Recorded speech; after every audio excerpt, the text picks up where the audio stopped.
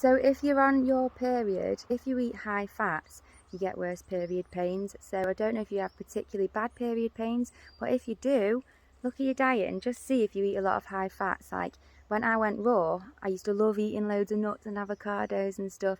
And then when I'm on my period, I just have to kind of stop it a bit because it used to make my tummy ache too bad when I would eat too many nuts and too much oil and too many avocados and stuff. Something I do want to share about the period itself is I don't think we're ever meant to have our period. I think that when we're healthy enough, our period will actually stop, because I've heard that we will still ovulate, but all the nutrients, all the stem cells, all the plasma and the light that's in our blood and in our lining, when we're building that lining to create a child, to create a womb space to grow a whole human being, that is filled with serious nutrients and loads of positive energy.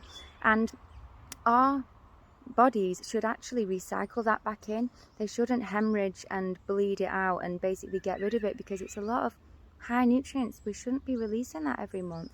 Our bodies are so designed to heal constantly.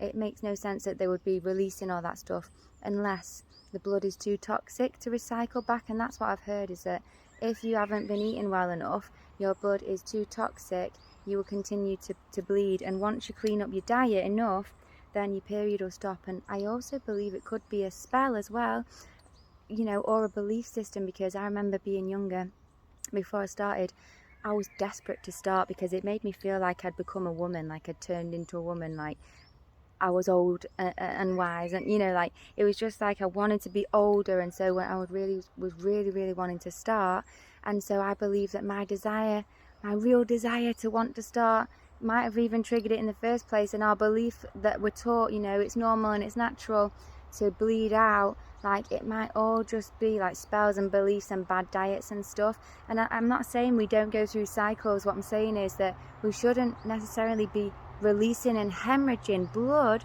out of ourselves every month. It should more, I think, just be like we recycle that back in. We shouldn't need to, you know, get rid of it. So this is not like medical advice. This is just stuff that I'm learning and growing through, but I thought I would share that with you guys.